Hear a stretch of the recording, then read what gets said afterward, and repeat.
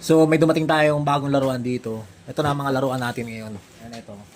Papakita ko sa inyo itong bagong laruan ko. Bili natin dito 3.5 lang. Nung una mga nakikita ko siya 5.5. Sa 5.5 pa lang namumurahan na ako. Tapos nakakita ko 4.5, mas mura. Sa nangyari, nakita ko siya isang beses na tiyempohan ko. Parang may sale ba 'yon?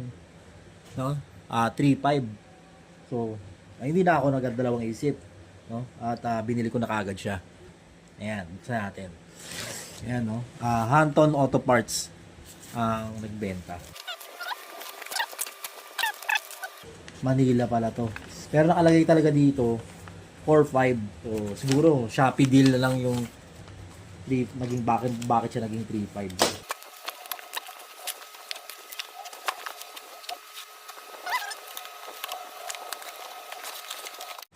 So, ayan. So, isa-isayin natin yung laman. So, ito, may keychain pa, oh. So, overhauling kit ng Sportec. No? Ito, bag cover gasket. So, yan, tingnan nyo. Sa talagang 3.5, papakita ko sa inyo yung mga laman niya. Standard overhauling kit. May gasket, sa oil pan, head gasket, bag cover gasket, rear crankshaft oil seal. Sobrang liit, grabe. No? Pang F6A kasi to ng Suzuki. No, ito isang crank to. Front crank. Tapos mayroon tayong valve seals.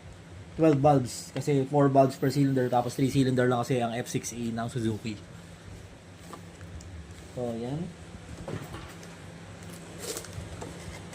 Tapos, no, meron tayong cylinder liner. Diba? Saan ka nakakita ng pyesa ng kotse, no? Sa 3.5 kasama na cylinder liner.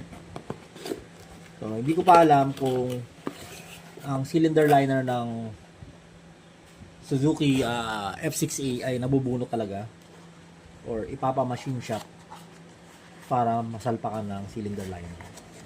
Katulad nun, eh. Kailangan pa siyang i-refinish. So, talagang dadaan pa siya sa machine shop. Ayan.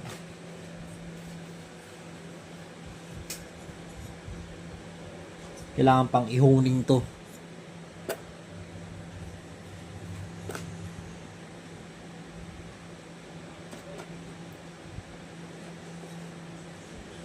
Kasi iba yung machine doon sa loob, eh. Hindi siya naka cross hatch pattern. So, ganyan lang kaliit ang bore ng F6A. So, syempre, tatlo yan dahil 3 cylinder. Nga pala, ang F6A ay ginamit din ng Mazda sa ibang kotse nila noong 90s. Noong una, medyo disappointed tayo dahil ba't ako magkikerry ng Suzuki is kilala tayo bilang sa Mazda. Ito naman, piston. Akala mo 4 yung piston sa forma ng box pero 3 lang. So, ang cute ng piston, no? So, meron siyang kasamang wrist pin, piston pin, tsaka yung pinakalock nung piston pin. No, standard siya kasi 0.00. Ang liit ng piston po. So, ang cute ng piston niya, ang liit. So, kung sa patipiran, grabe. Kung sa tipid-tipid lang din sa gas, ito siguradong maliit ang hihingin niyang fuel para umandar siya ng tama. So, ulit na natin to. So, wala pa tayong kotse na naka F6A. Naaliw lang talaga ako sa presyo ng rebuild kit na to na sa halagang 3.5 nandun na lahat. Sa ibang makina to, ewan ko lang kung ano lang yung 3.5. Meron pa. So, meron din tayong syempre, piston ring. Seal pa, standard din nakalagay. So, ayan. Piston ring,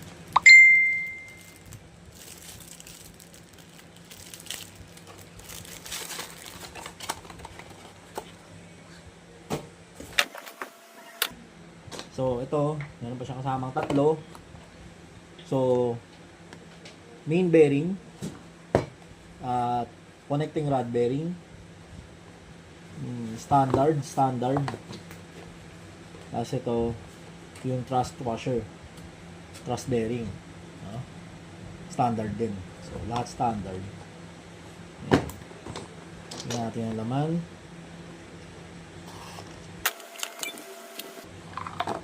So, yan. Sa main bearings, parang kasize lang siya ng mga Mazda B6 Dock family. Pero syempre, dahil 3-cylinder, mas maikli pa rin yung engine. Ito, connecting rod. Ayan. Ito, parang maliit. Maliit talaga. Maliit si F6. Thrust bearing, or kung tawagin mo na yung thrust. So, dalawa lang din, parang Mazda lang din. Yan. So, dami ng part. Napakamura. So, ayan.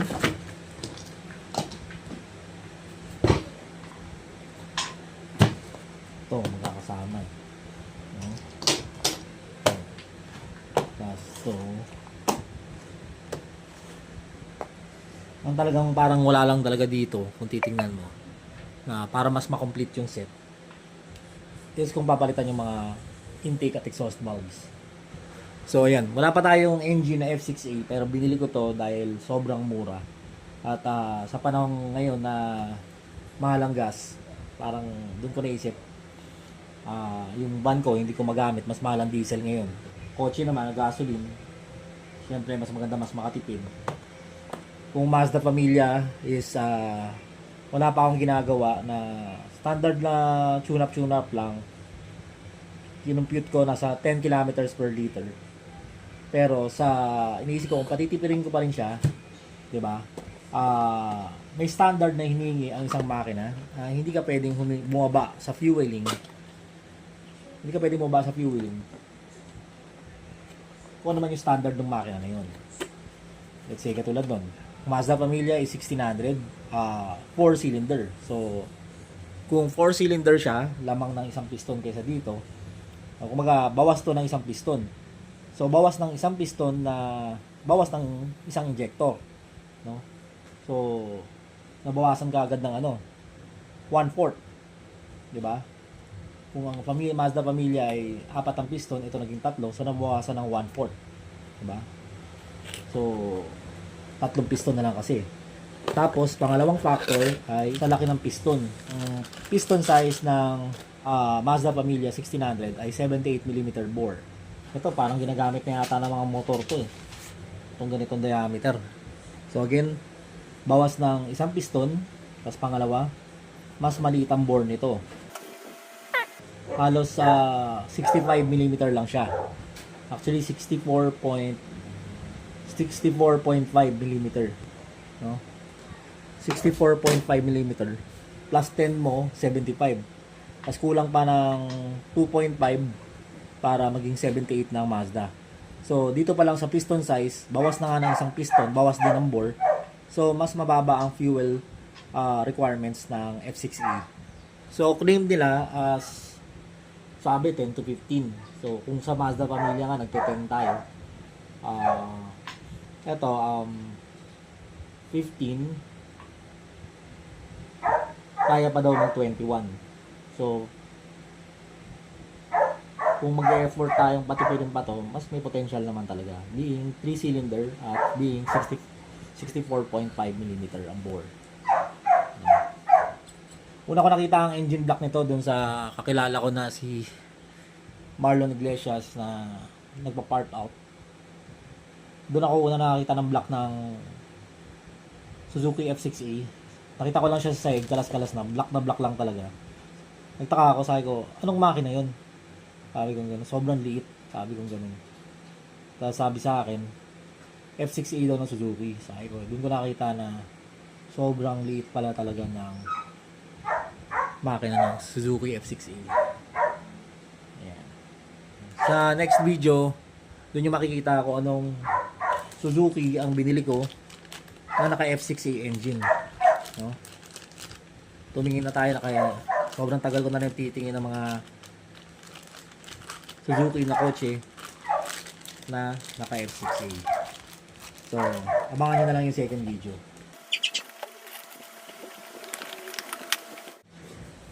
Parang bakal pa siya, hindi ko alam kung para saan yun. Parang washer. At sa panahon ngayon, nauuso na rin naman ng 3-cylinder kagaya ng Toyota GR Yaris. 3-cylinder siya. Hindi ko na alam kung ilang cc. Ito kasing sa Suzuki na to na F6A, kaya siya 6 is 660cc siya. No? Meron silang F10A. F10A, ibig sabihin 1000cc siya. So again, abangan ng next video. Salamat.